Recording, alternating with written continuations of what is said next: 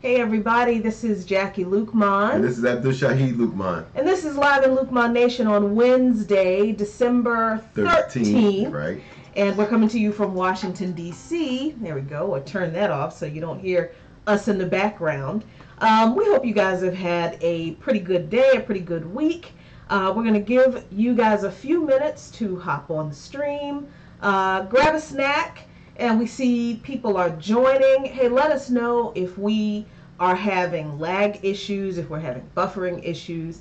Let us know how the audio is so we can fix that before we get into our discussion tonight, because tonight's discussion is a continuation of last night's discussion. But before we get into it, Look, like us on Facebook if you're not already here. If you're Yep. watching us on Periscope, you can find us on Facebook under Luqman Nation.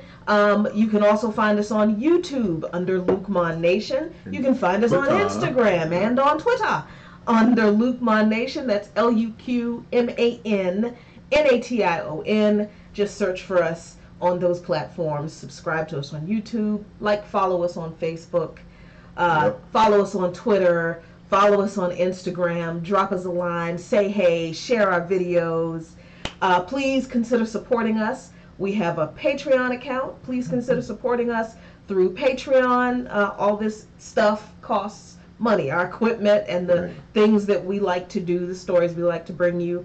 And we are still doing our documentary. So consider supporting us with our documentary efforts and with our other efforts as we try to elevate the voices of people who don't get a lot of attention, who are working for their communities through our GoFundMe account. Through our GoFundMe platform. You can find us on both of those platforms under, guess what? Luqman Nation. LuqManNation.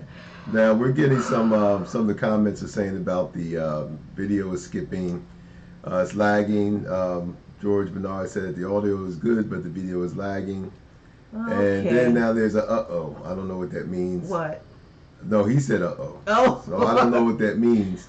But yeah, there's some, and the thing that we don't really understand what the problem is. We've been working on this for a while before we aired and testing the system and seeing how things work and stuff like that.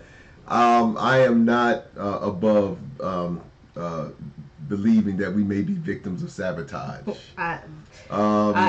It's not outside of the realm of possibilities. No, anything is possible because we know that people who have other platforms listen to us. Yeah, they're kind of shy listeners too. Right, and so what happened is that we know that there's people that listen to us who have other platforms, and how we know this is we did a show 2 weeks ago on cryptocurrency, Bitcoin, and what it means for Black people. Right. There's people who advocate for Bitcoin as being, oh, pardon me. Bless you. That's the problem with going live. I had to sneeze. So anyway, but there's people that advocate, like investing in Bitcoin as a way of helping to uplift people out of poverty. Right. Black people out of poverty and stuff, and we basically dealt with that. Right. And then now I'm seeing on other people's platforms, and I won't name them, but their platforms are bigger than ours. Pardon me, bigger than ours. Oh my God, what's going on with me today? It's bigger than ours. Is that now they're doing it? Someone who we admire did a Bitcoin, and I'm not saying that we come up with original things all the time, because there are times that people have shared stuff on platforms. We thought it was interesting, and we decide to give our take on it. Right. But we give those people credit, and we say, well, such and such was talking about this, such and such was talking about that, and we thought, we see it this way. But there's a couple people who all of a sudden now wanted to deal with the Bitcoin as opposed to Black poverty and how that's related. So, I feel, and there's no one there to disprove it, that I feel that we have some secret admirers and people who may have discovered us, and that's good. I mean, and if that's the case, that's good. We don't pretend to have pioneered anything, but we don't have all knowledge. No. What?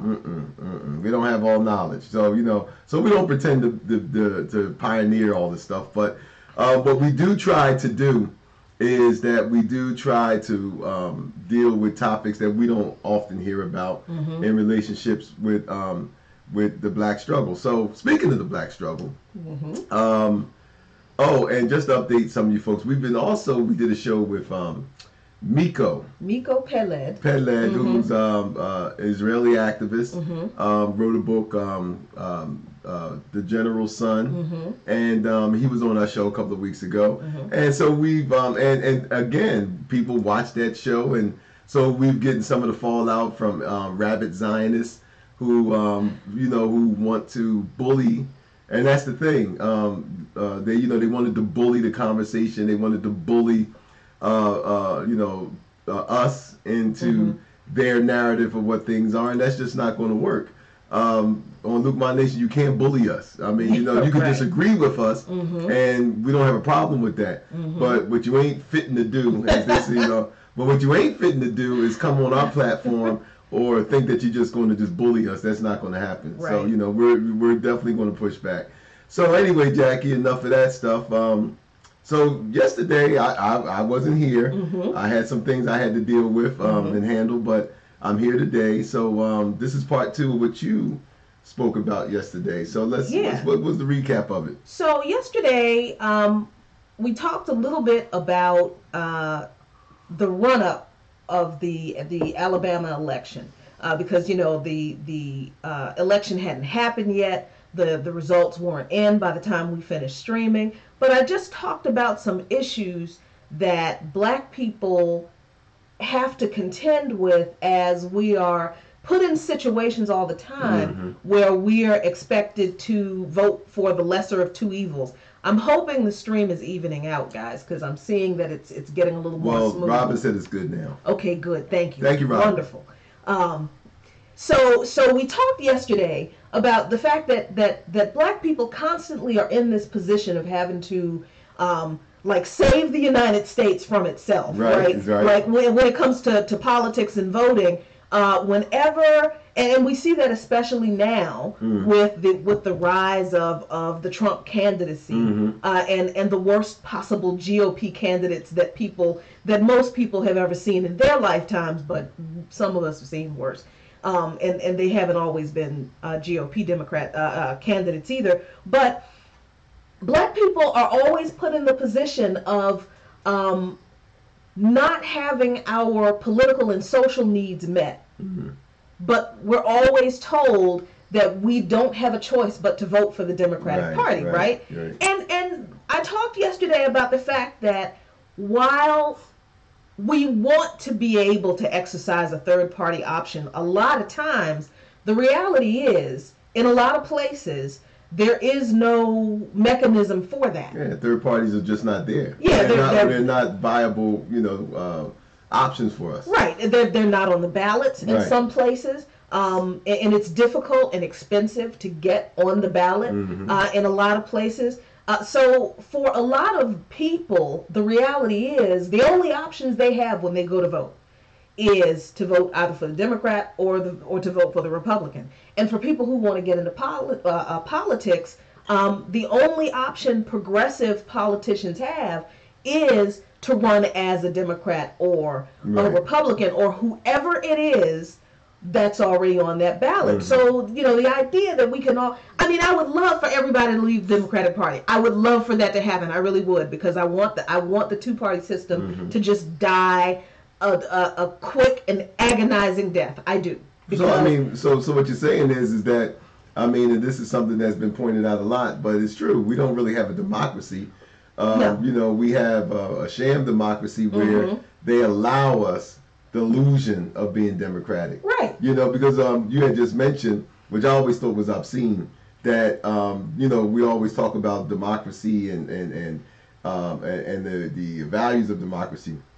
Yet at the same time, if you want to have a third party, or if you wanted to challenge the existing status quo, you just mentioned how expensive it is. Yeah. So once again, capitalism capitalism trumps democracy, because it's like, we're democratic, but you got to pay. Right. You see what I'm saying? So if it was truly democratic, then there should not be any barriers for people to exercise, their will. But then you have other folks come back and say, well, we're not really a democracy, we're a republic. Whatever. The thing of it is the fact that we know that in order to challenge the status quo, either as a republic or as a constitutional democracy, whatever they want to call it, is the fact that they just don't make it easy for you. No.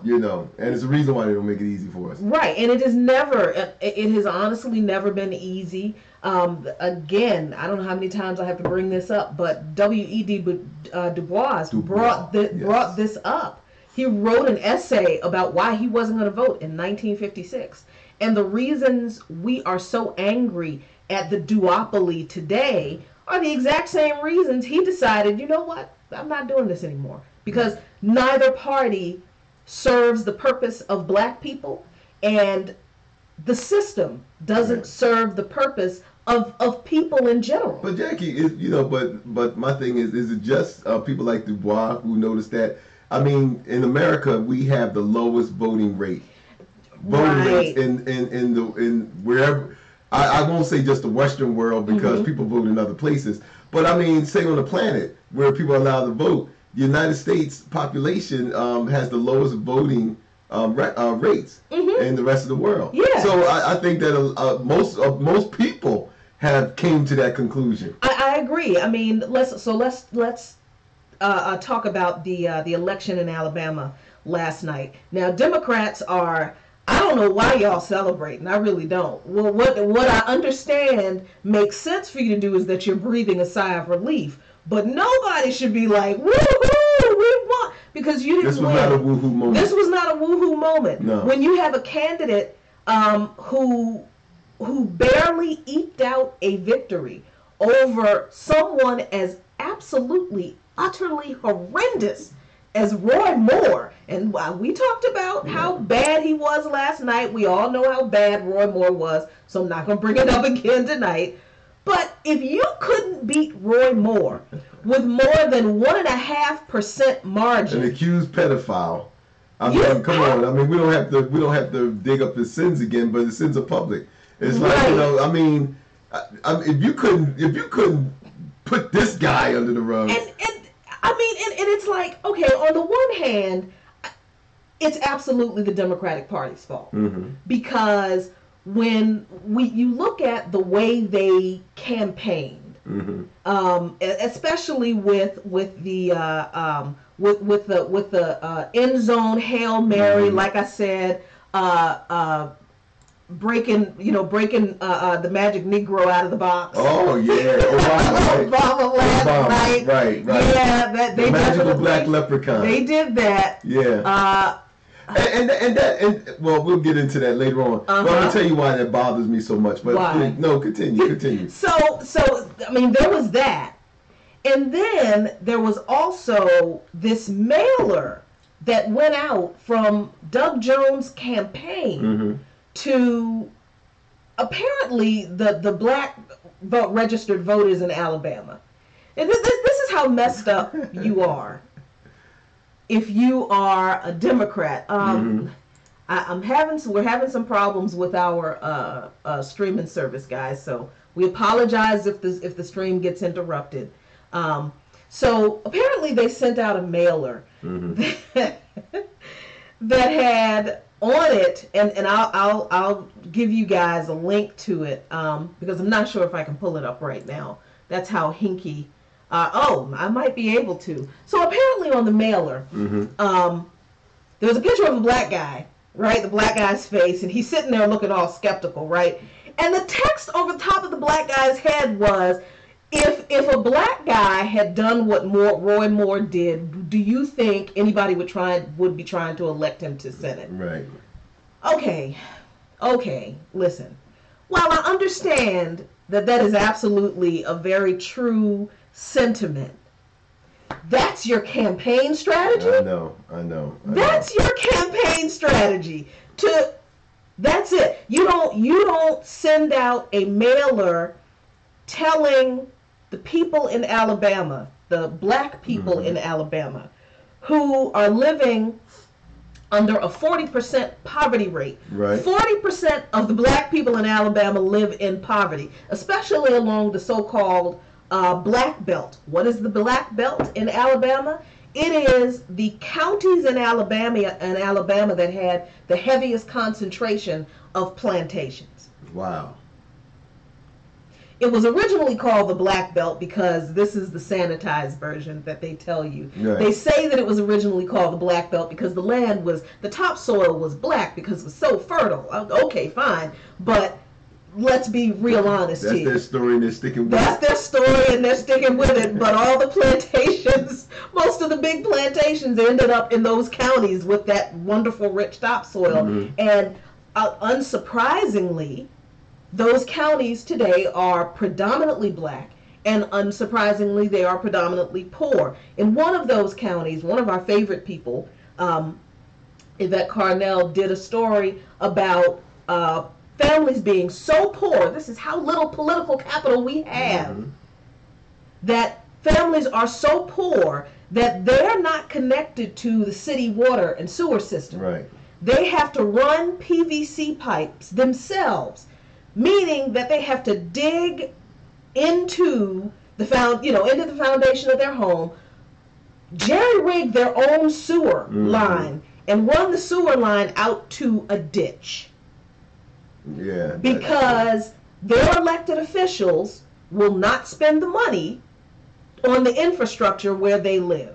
And so what was the result of that? Because we covered that. We covered it. Other people covered it. Hookworms. Right. Hookworms is an infestation, a disease that people see in third world countries. Yeah, that we sort of eliminated here. Right. Because of improved sanitation and sewage. We thought we did. Well, we did. We did until.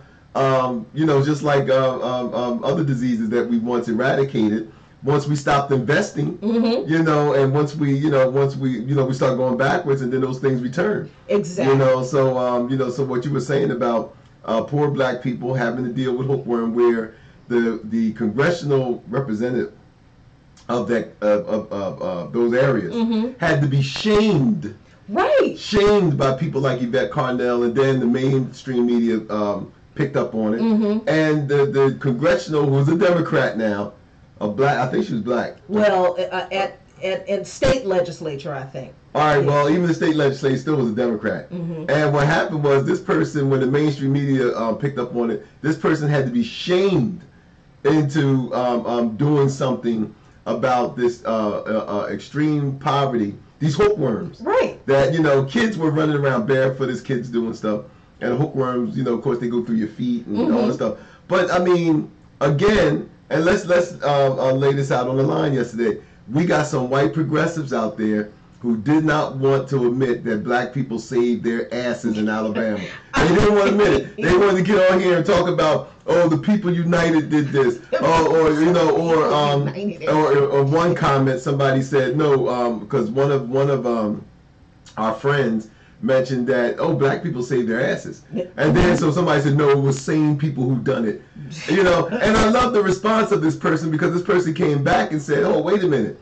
Don't erase their race. Don't come back and try to minimize Yep. So the thing of it is that, look, we can go from point A and point B without dealing with racial issues.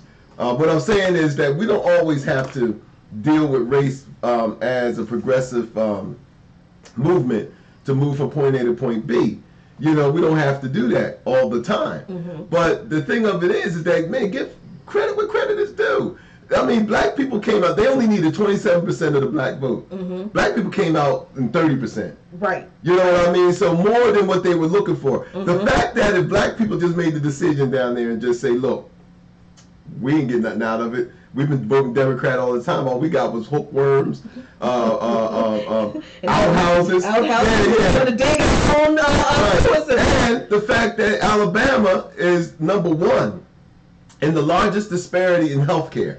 Wow. You know what I mean? Wow. So, if you don't have a witch doctor, if you don't have, if you ain't going back to practicing indigenous medicine stuff. If grandma did not teach you those roots, you are going to die, because you cannot depend upon the state healthcare system. So all of this comes about with black people voting Democrat. All these things got into place by black people coming out voting Democrat. Not that the Democrats were responsible for all of that, but what I'm saying is black people exercise the only thing they knew how to do. Right. And that is the vote. Right. So now, once again, the fire brigade comes out and they recognize that, well, hey man, we got to call upon these black people. See, black voters are like this. You ever been to school, Jackie? And we go down the hallway, and you always see this fire extinguisher. And they say, break in case of fire. In case of emergency. Yeah, in case of emergency, you break that glass, and you pull that fire extinguisher out. Or in my high school, because, they didn't update nothing since the 40s, we had these old big fire hoses. Right. Oh, the big canvas fire. I don't know who the hell was supposed to carry that, but we had these big fire hoses, right? And but I remember going through the hallways like breaking case of emergency. Mm-hmm. That is what that's what black voters have been to the Democratic Party. Breaking case. It's like Turner said on CNN, and she made a good point. She said, when are we going to get to the point where we're going to have to stop relying on black people to carry us through? Exactly. You know what I'm Exactly. saying? So now, and this is the point that you and I were talking about. Once again, blacks put on their cape and they flew to the air. They put on their cape and they flew down and they prevented an accused pedophile from getting into coming to D.C. and groping more women. You know what I mean? No, not women. Groping more teenagers. Right. Teenagers. So black people came to the rescue and stopped this perv from coming to D.C. Now the thing of it is so what is it in it for us? Exactly. And judging from Doug Jones's campaign flyer, he's going to send to the people he needs desperately to come out and vote for him. That's the campaign flyer he sends. With the question, if a black man had done what Roy Moore was accused of, would anybody be trying to elect him to the Senate? No, more likely in Alabama he'd be lynched. Exactly. and I get your point, and that's fine and wonderful, but you don't send information out to people explaining to them how, if you vote for me, this is how I am going to advance legislation to address the poverty that is crushing for your community. Do you know that the United Nations officials have been touring the United States for I don't know how long, past couple of weeks, past couple of months, I don't know, from coast to coast, and they've been studying poverty patterns in the United States. Do you know that the United Nations officials were shocked at the level of poverty they found in Alabama? Wow. They looked at the way people lived in poverty in Alabama and declared that this was not something that they would have expected to see in the developed world. Poverty in Alabama, according to UN officials who study global poverty, is the worst poverty in the developed world. Now that's saying something from the UN, because like you said, I mean, the UN, if anybody knows poverty, it's the UN. It's the UN. I mean, if anybody knows poverty. And it's sad, a few times I've ran into people from other countries, especially in the past. And I remember a friend of mine who used to drive cab in Philly. And he said that, he would pick immigrants up, or travelers from the airport. And he said that one day he was just going to take them on a scenic route in Philly. Oh. So he had this Egyptian guy get in his cab. And before he took him to Center City, where his hotel was, right, he made a detour. And he just took this guy through West Philly, and all the bottoms as we know it to be. And he said that the Egyptian's eyes was this big, and he's looking out the side of the cab. And so my friend turned around and he said, "What's wrong?" He said, "I never thought people lived like this in America." Now this story happened back in the 90s. Wow. So I mean, this is something that is very important when it comes. But the UN is also the same organization that also said that black people need reparations too. Exactly. That they came they studied this and said, look, America, you owe those folks. Exactly. And they noted that in these highly impoverished areas in Alabama, the high concentration of black people.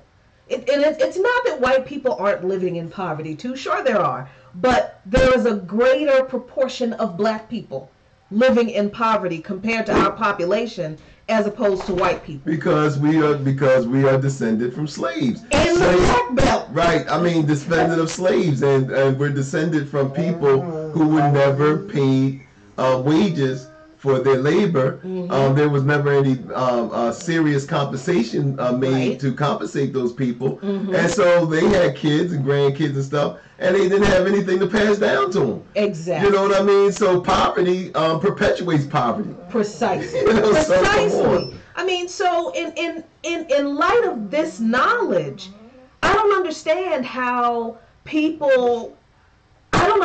the Democrats can be celebrating this, barely escaping the shame of losing to Roy Moore, when that was their campaign strategy to attract black voters, not to send them information on, listen, we know that you've been struggling with lack of infrastructure spending in the poorest counties, and you've had to dig your own sewer systems. Well, Doug Jones is going to make sure we get that taken care of. We understand that in the Black Belt there are no manufacturing jobs. There's no social safety net. Doug Jones is going to make sure that something is done. Nothing about legislation. Well, see, but that's the problem, Jackie. I was just thinking about Hillary Clinton, and that she had the same problem with Trump. Now, I mean, Trump is an accused sexual molester too. Rapist. Rapist, however you want to call it, allegedly. But but he's but women came out before he became president. That's true. I mean, Trump's been in the limelight long enough where people understand how despicable he has handled himself over the years. And yet Hillary, with all of her machinery at work and all of the money she had at her disposal and all of the positives that she had on her side, should have whooped Trump's ass like royally on night. But see, what Jones, who barely beat Moore, and what Hillary both have in common is that they belong to a Democratic Party that has a branding problem. And that's the problem. It's not Hillary, and it's not so much Jones as it is the Democratic Party has a problem. Right. And we talked about that a little bit last night, but when we looked at the returns, the exit polls from yesterday, seriously, this propensity of the Democratic Party not to pay attention to what people dismissively called identity politics, that's a terrible. You can't tell me that you don't want to talk about addressing issues that disproportionately affect black people. You don't want to talk about black issues, but every time you're about to lose to a Christo-fascist psychopath, you want me to come and run and rescue you. You don't want to talk about my issues. You don't want to govern and legislate and formulate a platform around issues that affect me and my people disproportionately more and disproportionately worse than other people. But when you start lagging in the polls, then you start sending out the racially coded, you look now, black people, who you gonna vote for? Right. And then they dust off Obama. And this gets to my point with him. I was really upset with the way that the way Obama has been used by the Democratic Party, but I'm also upset by Obama's sense of condescension when it comes to the African American community. He is so sure of his position in the black community that he'll come on the day before the election. Right. And he makes these robocalls. He'd be like, "I got you. Wait a minute. Oh, you want Pookie and Ray Ray to come out? I got you." So what happens is he makes these robocalls like a day before, and and that's supposed to do the trick. I just think that it's insulting that as a voting bloc, as African American voting bloc, that people feel that they have to come at us like that. Like we're not intelligent enough to realize that we don't want to Ray Moore. Right. Like we're not intelligent enough to know the importance of not letting a guy like him represent us. Exactly. Or but no, you have to appeal to us through, once again, through this what I call meaningless symbolism. This meaningless gesture. I'll put it that way. These meaningless gestures of, oh, well, they like Obama, so Obama can get them to do this, right. or they, this is the biggest church in town, the biggest black church in town, and their pastor very popular, and and if he goes for it, then and it's really insulting that we're not treated as the intelligent voting bloc that we are. We stayed home when Hillary was running. Not so much because we didn't understand what was at stake. We stayed home because we said, "Shit, there's nothing for us to gain in this." Exactly. We seen the way that how she was running her candidacy and how Trump was running candidacy, and we seen that, hey, look, it's just going to be business as usual. That's right. So as Stokely Carmichael said, not Stokely Carmichael. H. Rap Brown said, to choose between two evils, evil's evil. It's still evil. And so black folks stayed home because it's like, hey, there's nothing at stake for us. Exactly. And like you said earlier about the low turnout in elections in America in general, apparently only 38% of registered voters even bothered to vote in Alabama last night. So, once again, we have a system that does not serve the people in general, but all the time, black people are still expected to save people from a system that historically white people created, and they acted like, well, all that stuff those black people talked about, that stuff, it just doesn't matter, and didn't want to do anything to address the issues we've been raising for centuries, until of course those issues started affecting y'all. And now then the other group of people, they're like, they just given up because they realize that the system doesn't represent them, but then they want us to save them too. And then again they turn around and they don't want to address issues that disproportionately affect black people. And this is the kind of problem I have with progressives and progressive Democrats even. Like you said earlier with the whole, we need to be unified now, and it's not just about this one group of people. Well, if it's not just about this one group of people, why is it that we're always the ones that the Democrats know that we need to vote for them if they want to win? If it's not just about us, why does this party continually rely on us and know they have to rely? Like I said last night, the GOP doesn't even bother. But you know what's so sad though, and they don't want to look at this. As many times as the Democrats threw us under the bus to try to get those folks. See what I'm saying is they have come up with strategies to get the Roy Moore folks. And they used us mainly as a stepping board. Throw us under the bus, lean center right and all this other kind of stuff they come up with. Yet they still have, in certain cases, they got to come back to us. So to me, it's sort of like poetic justice in a way. It's sort of like, you keep throwing us under the bus because you want to attract those folks. That's your strategy. Not to do anything or not to put forth policy for your most loyal base.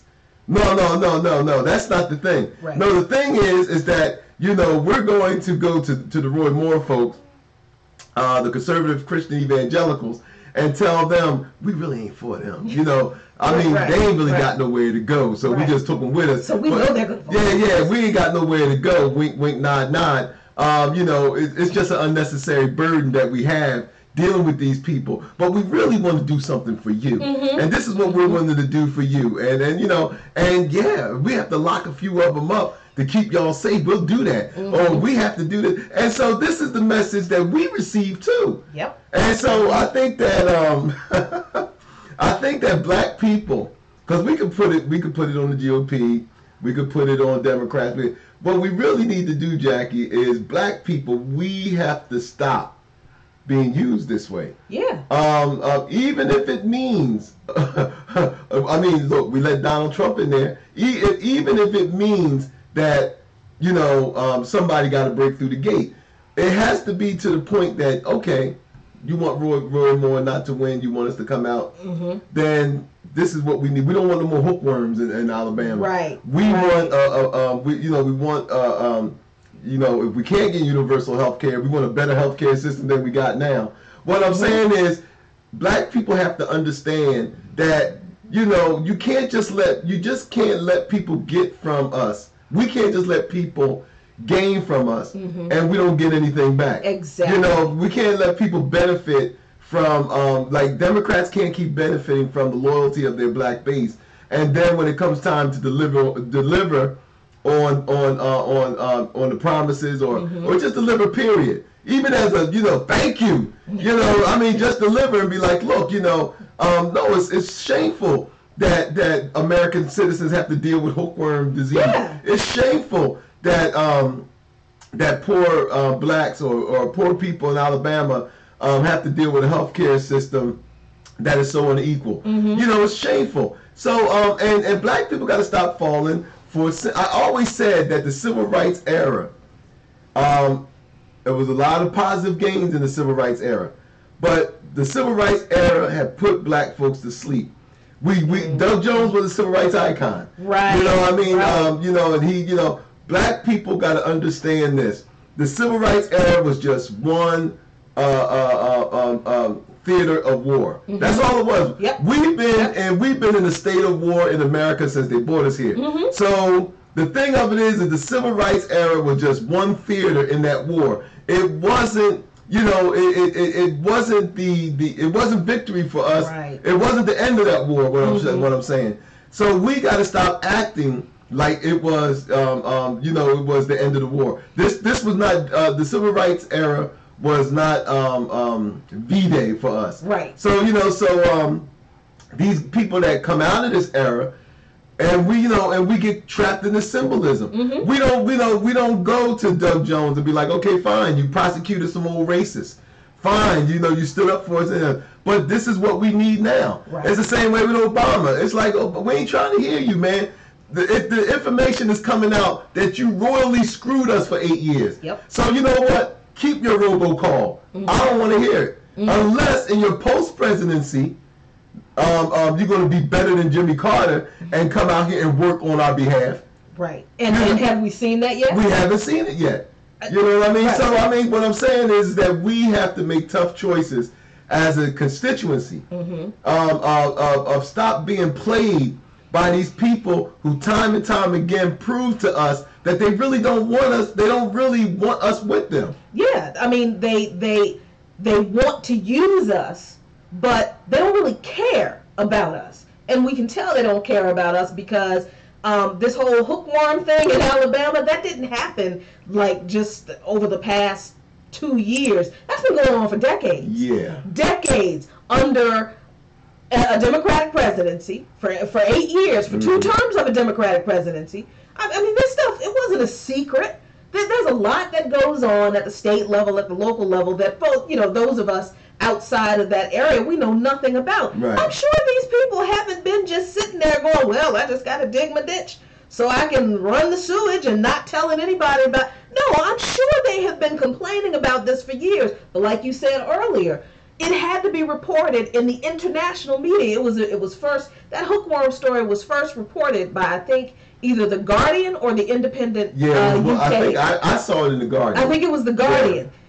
It wasn't even an American outlet that reported that story. Which wouldn't surprise me at all. It didn't surprise me at all. It didn't surprise me. I mean, so here you have people who, you know, I understand that in order to save the little bit that we have, for the moment, we vote for the lesser of two evils for a better, for lack of a better term, because that's all. That really is the only choice that we have. But the problem we have, the situation we are in, is because the lesser of two evils has been the standard for the past 40 years. Exactly. So that's why we don't have universal health care. Because every 4 years we have said, well, what are we going to do? We just have to vote for the lesser of two evils. That's why we haven't moved past whatever gains we made during the Civil Rights era and from the Civil Rights Act. Because black people have been told, well, look, you got the Civil Rights Act. Now, I don't know what else you want. And because we don't want to rock the boat, You know, we don't want people to take away the little bit that we have. We don't demand more. Right. Our bar is set so low, but at the same time, we still got these people telling us, well, of course you have to vote for the Democrats. What are you going to do? Vote for the Republicans? You know they don't care about you. Well, the Democrats don't care about us either. Right, right. Because they've clearly not done enough to reward us. Let's just look at this from a quid pro quo business exchange. If I were doing business with someone and they're required of me that I offer or render them services, and they don't pay me for my services, I'm not going to keep doing business with these people. Mm-mm. Because they keep shafting me. The Democratic Party has shafted the black masses. Now, we're not even talking about the bourgeois class of the Black Democratic Party, because they don't even count. But you know what? Even the bourgeois class of the Democratic Party, they get shitted on so much. They get crumbs. You know, I mean, you know, Obama shitted on them for 8 years. He did. You know what I mean? His first year, he wouldn't even meet with them. Exactly. You know what I mean? Exactly. And so they go. Remember how Al Gore shitted on Maxine Waters when she called herself standing up for him after George Bush stole the election? That was such an embarrassment. Here you got Al Gore, who she's standing up for him, talking about, well, you still the president of my book. And look how foolish they look. Yep. She should, instead of her sitting up there talking about, we need to have hearings on why the CIA flooded my community with crack. Right. We need to understand why they use my community to support some insurgents down there in Nicaragua by filling my community with illegal drugs. Mm-hmm. No, she was up there talking about trying to soothe Al Gore's ego and trying to soothe his feelings. And what did Al Gore do? He shat it all over her. He sat up there and talked about, I understand what you're saying, but you got to sit down now. You got to sit down. No. Yeah. She said, well, I'm going to say it. Well, you're going to sit down too. Yeah. I was so embarrassed for her, and I felt that throughout this whole time, even like you said, the bourgeoisie of the black bourgeoisie of the Democratic Party, they got shattered on by the Democratic leadership. You see how Donna Brazil got shattered on, how they all got shattered on, how Obama came into power and told them, don't bring me no nigger stuff. I don't want to talk about no Negro issues. I don't want to talk about them niggers. And, and he shattered on the Congressional Black Congress and said, no, I don't want to meet you for a year. I don't want to, because I got to bridge the divide and use the power of the magnetism of my personality to bring us all together so we can make the oceans, so we can lower the oceans and heal the planet and all this stuff. But I can't do this if y'all keep bringing me this Negro stuff. So leave me alone. So the thing of it is that, Jackie, they don't do any better either. That's my point. Is that they haven't fared any better. Yes, they're close to power.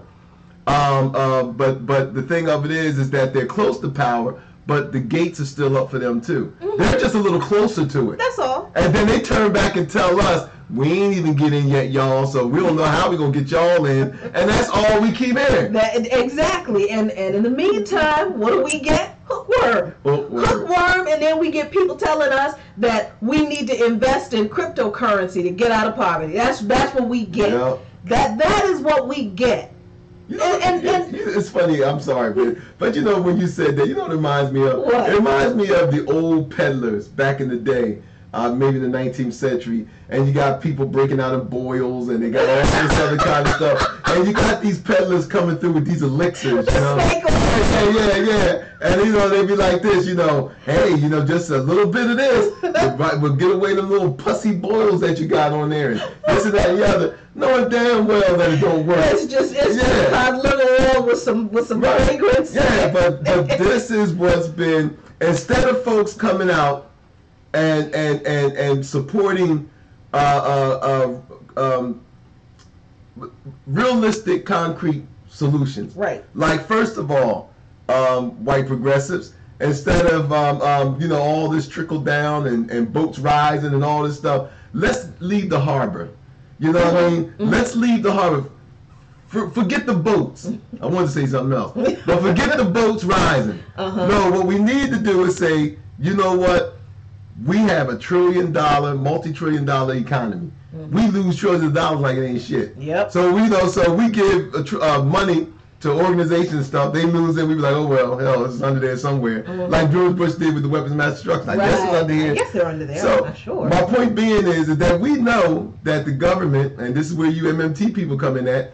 We know that the government have no problem, because we talked about this on the show a couple weeks ago, why Nixon took us off the gold standard. Mm-hmm. And the reason why we could print all this money, because it ain't backed by nothing. Right. So they print this money, they throw trillions away, yet they keep telling black folks, who only 40 million of us, mm-hmm. you could give each black person, man, woman, and child, even those in prison, there's only 45 million of us. You could give each black person in this country $1 million, and it would only be $46 million out of the American economy. Wouldn't miss it. Wouldn't miss it. I mean, hell, if you gave each of us $2 million, you still wouldn't miss it. That's less money than we spent in one war, right? In 1 year. I mean, that's food for the soldiers in part of Iraq right now. Right. But see, when you look at the situation, a situation like reparations, from that very simple, concrete, practical, real world, real dollars kind of way, I mean, people, what other arguments can you have? But see, we got people who call themselves progressives who don't want to talk about black issues because you think it's divisive, and no, we can't do reparations. Well, I don't understand why we can't. If MMT solves everything, but you got a problem with reparations, right. We don't even need to explain MMT to explain why reparations can happen and why we can't afford it. I mean, like we just said. I mean, it's forget MMT, forget all the government taxes don't fund spending, and even though taxes do fund spending, but I mean, forget all this MMT stuff that we've been indoctrinated with for the past couple of years. It's just simple math. The fact that there's a $1 trillion economy, the Pentagon can lose trillions, mm-hmm. we can give billions and trillions for war. The healthcare thing, the tax cuts, the tax bill that Trump and them is trying to pass through adds trillions to the debt on over 10 years. Right. 46 to 50 million black people in this country. That's not just adults, that's everybody. Mm-hmm. 50 million. And if you gave each and every one of them $1 million apiece, it would only come to $50 million. Yep. That is nothing out of the American coffers. Stop telling us that bullshit that we can't have reparations. Mm-hmm. White progressives, stop telling us that we shouldn't fight for it, because trust me, reparations is a lot less expensive than every other thing we've been paying for in this country. Yep. You know what I mean? But the message is given to us, once again, the message is given to us, the reason why y'all say not talk about blackish stuff, because once again, and we talked about this, Jackie, y'all believe that black folks can't win. See, there's a you know boxers and fighters, mm-hmm. when they go into a fight, you can have skill, but there's other things that go into fighting than just skills alone. Mm-hmm. You know, you have to be mentally prepared. Right. You have to believe, first of all, you have to believe you can win. Right. What black people have been hearing in this country forever, whether it's Democrats or Republicans or whatever, what they have been hearing, even from people who claim to be our allies, mm-hmm. what we've been hearing is, I can't win with y'all. Yep. You know what I mean? I got you. Mm-hmm. Just be patient. But trust me, if you come into this fight with me, I can't win with y'all. Yep. And that's what we've been hearing. Exactly. I mean, every other time but election cycle, right? Because during the election cycle, we're not going to win without the black vote. But the day after you win the election, mm-hmm. then it's like, well, we can't do too much for black people because then we're going to lose the support of everybody else. That's the message we've been getting from everybody. And then it's not, like, you're absolutely right. It's not just Republicans. Like I said last night, when I usually have these discussions about politics, mm-hmm. normally I'm not even talking about Republicans. Unless I'm trying to explain to you how some of them think, like I tried to do last night with the evangelical conservatives, that they're not even a part of this discussion because they don't bother trying to get the black vote. They don't care. But I'm talking about the people who know or who claim that they are advocates for the 99%. We're part of the 99% too. Mm-hmm. And as a matter of fact, our ancestors were here before a lot of y'all's ancestors were. Yeah. So we got a lot more claim to whatever it is you're fighting for as a part of this 99%. But the message we get from all of these so-called allies and advocates is, well, we can't do too much for black people, and we can't focus specifically on black people's issues because that's going to turn other people off. But guess what? Yeah. You're turning us off. But let me be an angry white man. And everybody gives a damn about what I feel. Let me be an angry, disaffected, white man who feels that America's just getting too brown, and and every time I look around, I don't see any Nordic people like myself. I don't see people that look like me too much. And every time I turn on the news, those damn criminal blacks and them sneaky Mexicans and everybody else that's going around doing that thing. So but even though I could feel that way, they'll take, as ridiculous as what I said sounded, mm-hmm. they will pay more attention because I'm an angry white man. Yep. And over the case of the last couple of years, the mainstream media and others mm-hmm. have looked at this and said, it's the angry white guy who's a problem. And not just a problem, it's the fact that we need to be concerned because the white guy, we've been angry in this country for 300 freaking years, and nobody cared about how angry we are. But I know we're running out of time, Jackie. I want you to answer some of these things because I want to give some attention to some of our comments, which I've been planning to do. So our good friend Pete Perry. Hi, Pete Squirtle. Yep. Pete says, and he said we must, talk about reparations. He said we must. If you are not for reparations, you are not progressive. That's going down the line. Absolutely agreed. Yep. Deanna Cat Martinez, welcome. She said good points. I feel the same way. She said I feel the same with the way America uses the Hispanic community. Absolutely. Oh my gosh. Yes, absolutely. Yeah. We both agree with you on that one. Trucido Umbra. I hope I said that right. Yeah, their advert campaign game was horrific. I had some local Alabamians show me. Yep. I'm so sorry that I couldn't pull that thing up for you because I had all my tabs open so I could click on, slide it over, transition it over so I could show you guys that horrible fly. I'll give you a link to. We'll put a link to it on it. When I saw it, I said I was at the computer and I was reading this article and stuff and I was like, oh look, they're doing the last minute bullshit Democratic campaign and let's go beg the black people to come, and I opened the link and I was like, what is that? Right. What? He did not do that. Oh, it was bad. Robinson Henderson Crawford, our good friend. Hey, Robin. She said black voters have power. If Senator Doug Jones doesn't help us economically, then we withhold our votes. See, now that's a prize student right there. That's a prize pupil right there.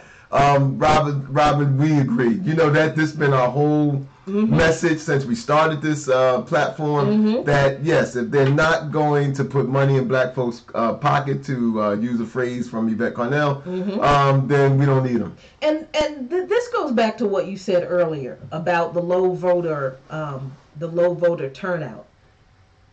Part of the reason some black people don't vote, and aside from and somebody mentioned, I saw somebody mention, what about voter suppression and issues like voter suppression need to be addressed. But the only time progressive white people care about voter suppression is when y'all need us to vote. Look. Good point. Come on, man. We've been trying to tell what the GOP has done with the entire Trump candidacy didn't just happen over the past 4 years, ladies and gentlemen. It didn't just happen over the past 8 years.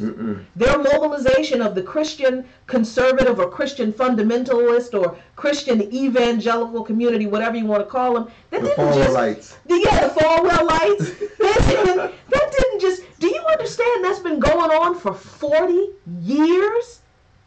And there have been people who have been warning people, Democrats, look, y'all need to pay attention to the way these Republicans are going into churches and getting pastors to preach sermons about why they should vote for them. And instead of Democrats responding to the issues that these people bring up, what's their response been? Well, we're not as bad as them. Right.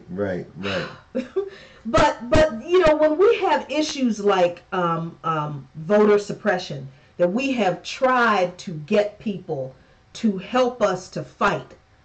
I mean, we've been trying to get the Democratic Party to advance real legislation and to stop the GOP from dismantling that portion of the Civil Rights Act in the first place. That's right. I mean, I keep having to remind myself that people don't know the things we know because, I mean, people just haven't been paying attention like we have.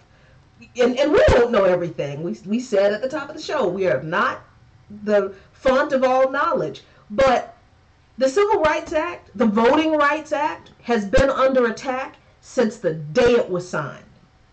Since the day it was signed into law, opponents of the Voting Rights Act have been working in Congress and at the local levels to dismantle it. And because Democrats didn't pay enough attention, and so-called allies of black people didn't pay enough attention and didn't put enough effort, legislative effort, not just lip service, not just getting in front of a church full of black people and saying, oh, we know how hard you fought for the right to vote.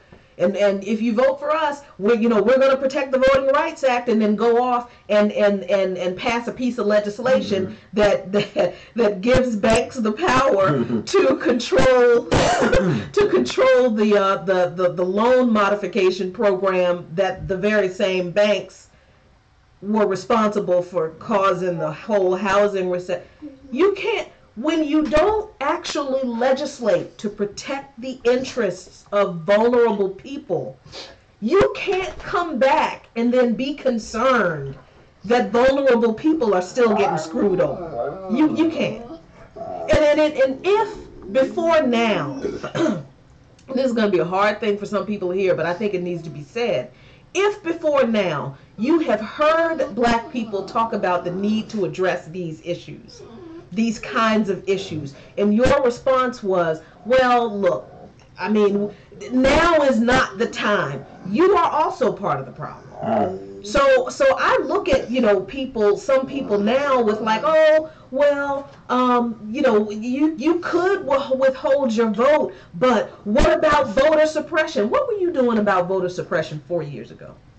What were you doing about it 2 years ago? Were you concerned about it 6 years ago?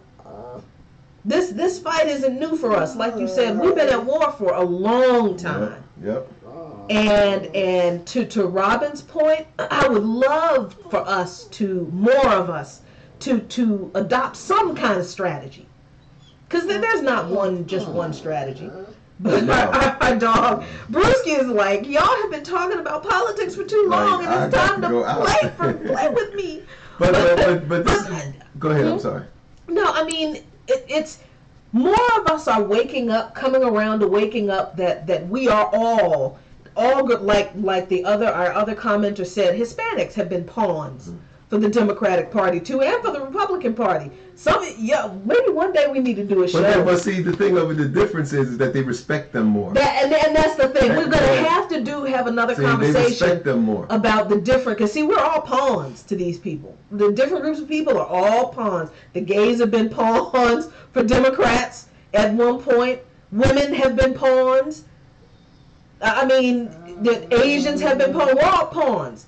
But at some point, we have got to... Well, what I wanted to say is I'm glad you brought up the gay community, because the gay community is the only example that I could think of in this country where diversity has actually worked for them.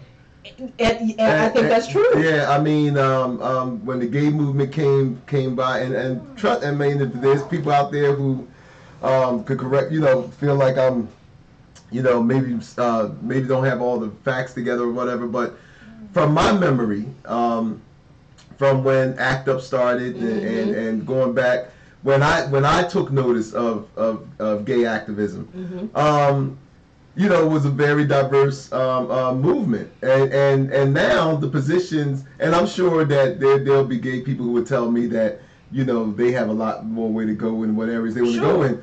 But the gains that they have made in such a short time that I remember, I'm just saying that I remember, right?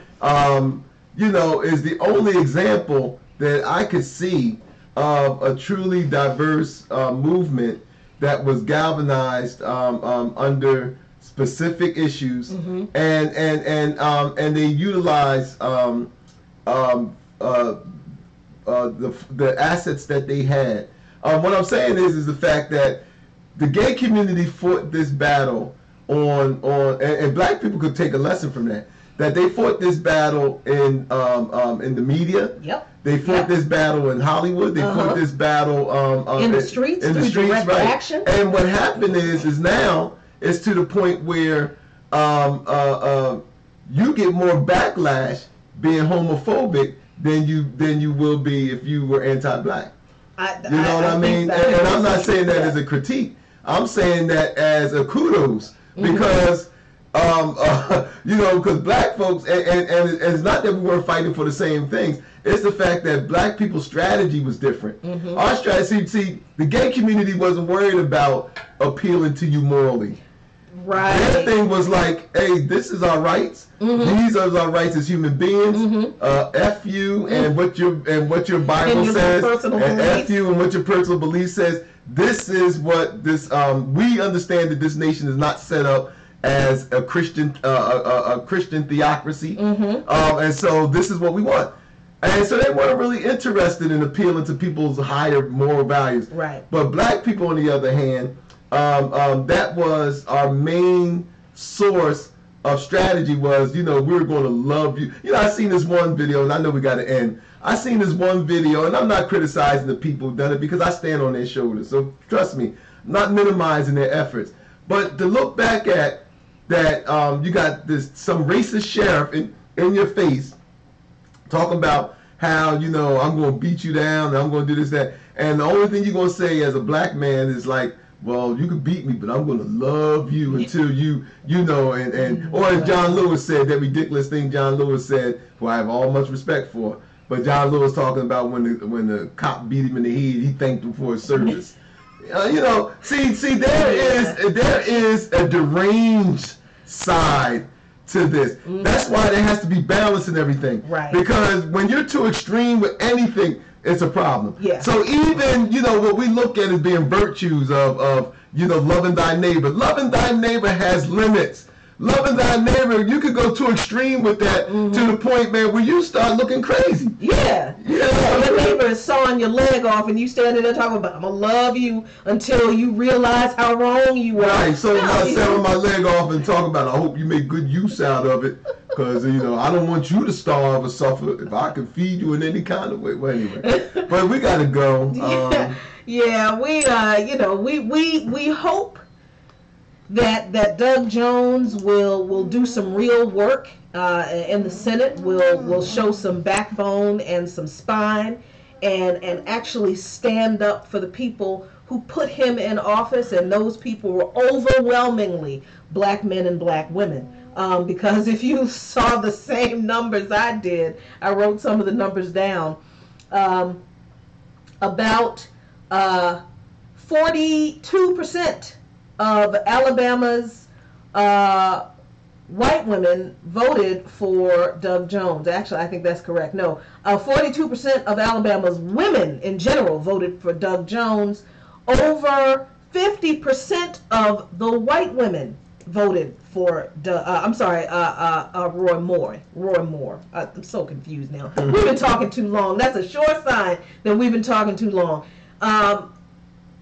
Black people saved the Democrats' skin in Alabama. And I say they saved their asses. And they did. They saved their asses in Alabama. And black people have every right under the sun to demand that when Doug Jones gets to the Senate, he legislates on their behalf specifically.